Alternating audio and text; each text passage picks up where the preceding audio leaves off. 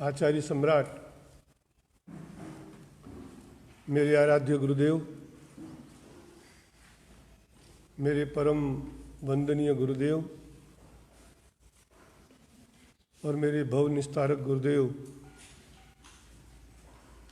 श्रीमद् जिन कांति सागर सुरेश्वर जी महाराज साहब की पावन चरणों में भावभरी वंदना। परम पूज्य महातपस्वी मेरे जीवन की उद्धारक पूज्य मुनि श्री प्रताप सागर जी महाराज साहब की पावन चरणों में हमारी वंदना। परम पूज्य आंसू कवि, प्रखर वक्ता,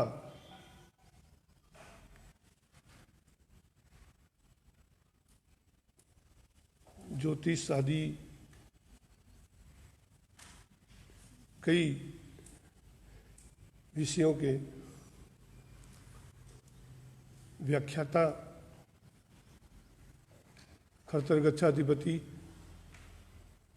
आचार्य देवी श्री जिन मणिप्रभ सुरेश्वर जी महाराज साहब की पावन चरणों में हमारी वंदना।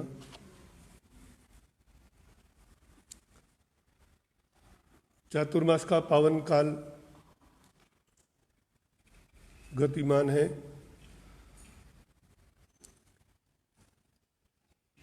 और कोरोना का प्रभाव भी दिन दुगनी और रात चौगुनी विश्व में फैलाव में है।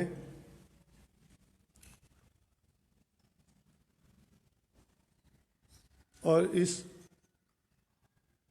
विषम वातावरण में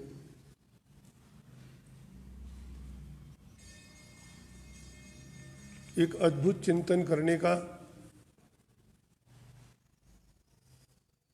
प्रसंग आपके हमारे सबके जीवन में उपस्थित हो रहे हैं।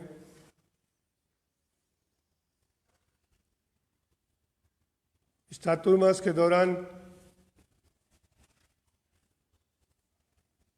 न कोई फंक्शन है, न कोई उत्सव महोत्सव है, न कोई जलसा है।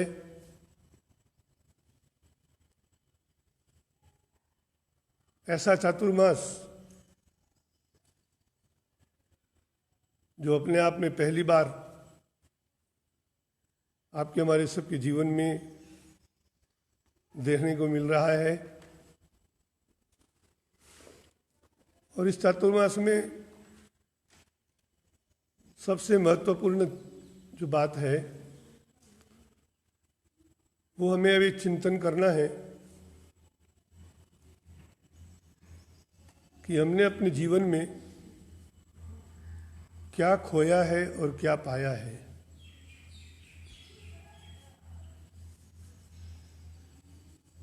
जो पाया है वो क्या है और जो हमने खोया है वो क्या है। हमने जो कुछ भी खोया है वो अपनी लापरवाही से खोया है और हमने जो कुछ भी पाया है वो कोई अपनी खुद की बहादुरी से नहीं पाया है। हमें जो कुछ भी मिला है इसमें निश्चित रूप से गुरु कृपा से ही हमें जो कुछ भी मिला है। और इसी संदर्भ में चिंतन करना है। खोया है तो हमने क्या खोया है, क्यों खोया है और कैसे खोया है। इतना सुंदर अवसर, इतनी सुंदर घड़ियां और इतना सुंदर पावन प्रसंग पाने के बाद हमने इनका सदुपयोग किया या दुरुपयोग किया, यह चिंतन का विषय है। और यह चातुर्मास बस इन्हीं पर मनन करने और इसी पर गौर करने के लिए है। क्योंकि वर्षों से हम दूसरों के लिए दिमाग लगाते रहे, दूसरों की कमियों में हमने अपनी ऊर्जाएं खर्च करी। लेकिन ये चातुर्मास उन जागृत लोगों के लिए है, उन विचारशील लोगों के लिए है जिन्हें आत्मचिंतन करना है, जिन्हें स्वचिंतन करना है और लेखा जोखा तैयार करना है कि हमने अपने इस जीवन में क्या क्या पाया है। जो पाया है वो उपलब्धि है, और वो उपलब्धियां कितने महत्वपूर्ण हैं। जो उपलब्धियां हमने प्राप्त की है वो कितने शक्तिशाली है और कितने लाभकारी है, कल्याणकारी है, उस पर भी हमें अपनी दृष्टि डालनी है। और जो खोया है वो हमने क्यों खोया है, कैसे खोया है। गुरु भगवंतों की सानिध्यता, जिन शासन की ये महत्वपूर्ण संगति, और इसमें आकर कहते हैं कि प्यास लगी हो और नदी के पास जाकर के भी जो पानी न पिए तो वह समझदार है कि वो मूर्ख है। हम अपन सभी एक अमृत से भरे हुए नदी के पास यानी गुरु भगवंतों की निश्रा में, जिन शासन की महत्वपूर्ण इस परिधि में बैठकर जो हमें प्राप्त करना था या जो हमें प्राप्त करना चाहिए वो हमने प्राप्त किया या नहीं किया, इसका लेखा जोखा खुद को तैयार करना है, खुद के लिए। दूसरों के लिए हमने तो बहुत मेहनत की है और अभी तक मेहनत दूसरों के लिए ही करते आए हैं, कर रहे हैं। लेकिन जब तक हम अपने खुद के लिए कुछ न करेंगे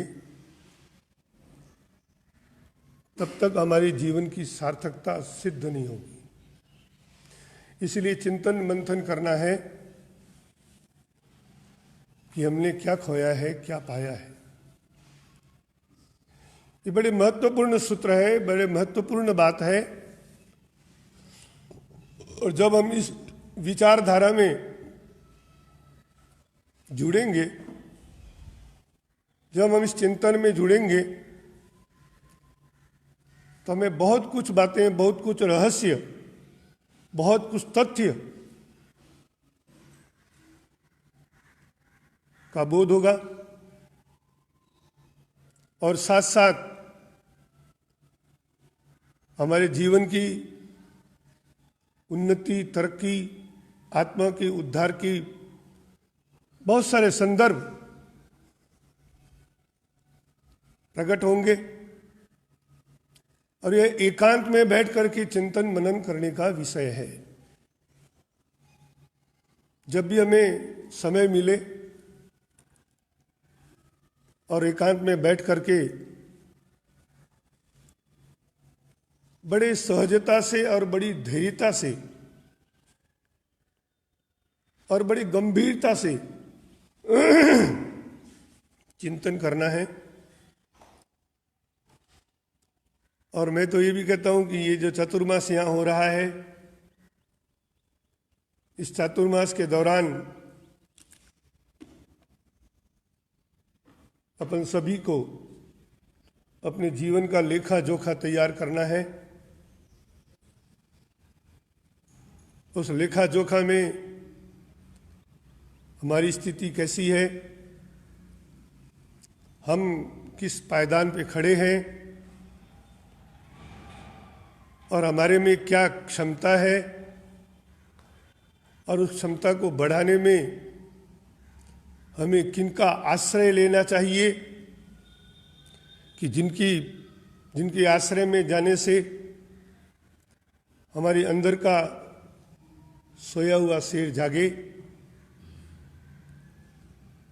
इसलिए निश्चित रूप से हमें सबको चिंतन करना है और ज़्यादा से ज़्यादा एकाग्र चित्त होकर इसी पर मनन करना है। और जैसे जैसे मनन करेंगे त्यों त्यों हम आगे बढ़ते जाएंगे। परमात्मा का यह शासन, सद्गुरुओं की निश्रा और ये पावन भूमि और जैन शासन की विराट ज्ञान धारा की इस पावन प्रसंग में आपको हमें सबको चिंतन करते हुए आगे बढ़ना है।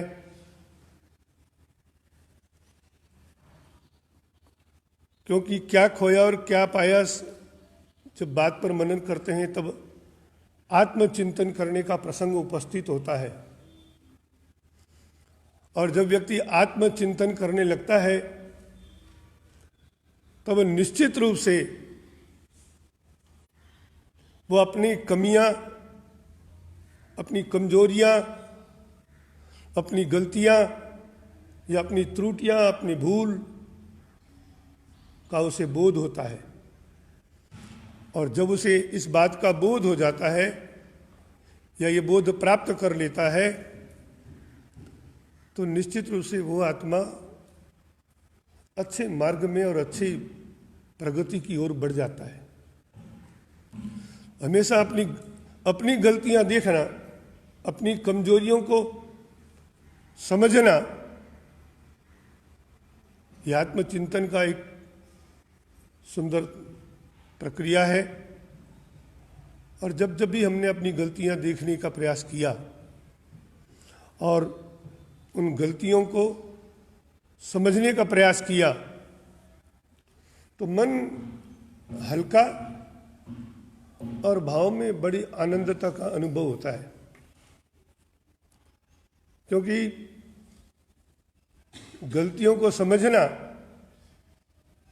स्व गलती को, पर गलतियों को तो हम बहुत देखते हैं, अपनी स्व गलतियों को देखना, स्व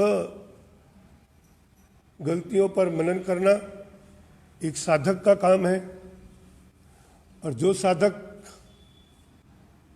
इसमें ध्यान देता है तो मेरे हिसाब से निश्चित रूप से वो प्रगति का पथ को प्राप्त करता है। अपनी गलती स्वीकार कर लेना, क्योंकि अपने यहाँ हर चीज पहल अपने से होती है। अपन खमत खामड़ा करते हैं तो भी खमत खामड़ा में पहल कौन करते हैं? पहल सामने वालों से नहीं करवाते। खामेमी सब जीवे, मैं पहले खमाता हूं और फिर ये भाव रखते हैं, अपेक्षा रखते हैं कि वो मुझे क्षमा प्रदान करे। ऐसा नहीं कि तुम पहले क्षमाओ बाद में मैं सोचूंगा। ये जिन शासन का सूत्र ही नहीं है। यहां तो पहल हमें करनी है। ज्ञानी जन कहते हैं कल्याण किसको करना है, हमें करना है या दूसरे कोई हमारा कल्याण करे। हमें खुद को अपना कल्याण करना है तो पहल हमें खुद को करनी पड़ेगी। और वो भी किसके लिए? अपने खुद के लिए। जितने भी महापुरुष हुए उन महापुरुषों ने पहले स्वचिंतन किया। अपनी अहिमंता मुनि की कहानी, अहिमंता मुनि जी की जीवन चरित्र का प्रसंग पता है हम सबको। कैसे बाल्य स्वभाव था, गौतम स्वामी से प्रभावित होकर जिन्होंने संयम धारण किया और उनको संयम दिया किसने, किनके हाथ से दीक्षित हुए, परमात्मा प्रभु महावीर के कर कमलों से। और प्रसंग हमें सबको ध्यान में है कि स्थंडिल गए थे, अयमंता मुनि वहीं पर बाल्य चपलता से खेल रहे थे। जब ज्येष्ठ मुनियों ने देखा और उन्हें ओलंबा दिया, खूब कड़क शब्दों में ओलंबा दिया, लेकिन उस कड़क शब्दों को सुनकर वह बालमुनि क्रोधित नहीं हुए। उन कड़क शब्दों को सुनकर बालमुनि का मन विचलित नहीं हुआ, अपितु वह खुद अपने में चिंतन करने लग गए कि मेरे से कितनी बड़ी भारी गलती हो गई। मैं तो ये जानता हूं कि जो अपनी गलतियां स्वीकार करे और अपनी गलतियों पर हमेशा सुधार करने का प्रयास करे, तो वही एक सच्चा साधक बन सकता है। वह बालमुनि जब परमात्मा के समोशरण में पहुंचे और परमात्मा के समक्ष इरियापथी का सूत्र का पाठ करते करते उनको सतत चिंतन आ रहा था, सतत वो मनन कर रहे थे।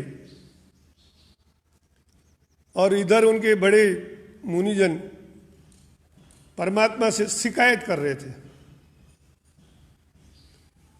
वो शिकायत कर रहे थे और वह अपनी खुद की शिकायत खुद से कर रहे थे। परमात्मा के समक्ष काउसक ध्यान में खड़े हुए नन्ना मुन्ना बालक अपनी गलतियों का खुद ही अंदर ही अंदर पश्चाताप करते हुए, गलती स्वीकार करते हुए अपने अंदर पश्चाताप कर रहे थे। इधर उन मुनियों की शिकायत पूरी हुई ही नहीं, और उससे पहले उस छोटे से बाल मुनि को केवल ज्ञान की प्राप्ति हो गई। परमात्मा ने कहा कि केवल ज्ञानी की आसाधना न करो। मुनियों को आश्चर्य हुआ, अभी तो खेल रहा था कच्चा पानी में, अभी तो बाल्य चपलता कर रहा था, लेकिन जब देखते हैं तो वो केवल ज्ञान की झलक उनके आभा मंडल में देख करके नतमस्तक हो गए। लेकिन उन्हें केवल ज्ञान की प्राप्ति कैसे हुई, इसके पीछे क्या राज था? एक ही राज था कि उन्होंने आत्मचिंतन किया, और आत्मचिंतन करते हुए खुद के द्वारा जान में अनजान में जो कुछ भी गलतियां हुई, त्रुटियां हुई, उसके लिए वे अंतःकरण से प्रायश्चित कर रहे थे। और यही प्रायश्चित उनके लिए एक सुंदर शक्तिमान बन करके केवल ज्ञान की उपलब्धि करवा दी। तो ऐसे ही हमें यही चिंतन करना है कि हम इस अपने जीवन में कितना कुछ खोया है, कितना कुछ पाया है, और जो पाया है वो गुरु कृपा से पाया है। ऐसा मनन चिंतन करते हुए अपनी साधना के इन पलों को, साधना की इन घड़ियों को और ज़्यादा से ज़्यादा सार्थक, सफल और सुंदर बनाना है। मैं तो कई बार बैठे बैठे मनन करता हूँ। आचार्य श्री ने एक सुंदर पंक्तियाँ लिखी है, हमारे वर्तमान खरतर गच्छाधिपति ने जो पंक्तियां आप सबको याद है, शायद सबको याद है, वो पंक्तियां हमेशा गुनगुनाना चाहिए। मैं क्रोधी मानी कपटी हूँ लोभी, अवगुण भरा हूँ तेरा हूँ तो भी। मैं क्रोधी मानी कपटी हूँ लोभी, अवगुण भरा हूँ तेरा हूँ तो भी। मुझ पर दया कर निज भान, मैं क्या हूँ इसका मुझे ज्ञान दे दो। मैं क्या हूँ इसका मुझे ज्ञान दे दो। अपनी सारी गलतियां प्रकट कर दी परमात्मा के आगे। मैं क्रोधी मानी कपटी हूँ लोभी, इतना सब कुछ दुर्गुण भरा है, लेकिन प्रभु हूँ तो मैं आपका ही। और इसलिए मुझ पर क्या करना, आप कृपा करके ऐसी शक्ति दो कि मुझे मेरा भान हो जाए। दूसरों का भान हो कि ना हो, मेरा भान हो जाए तो मेरे जीवन का उद्धार हो जाए। बस यही चिंतन, ऐसा मनन हम सतत करते रहें। इसी से हमारे जीवन की मार्ग खूब सुंदर, भव्य और विराट बनेंगे और हम अपने लक्ष्य को प्राप्त करेंगे।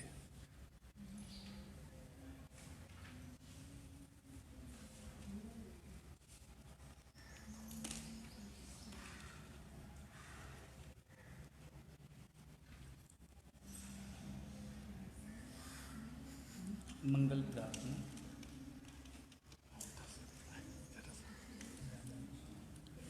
ऐसा विश्वास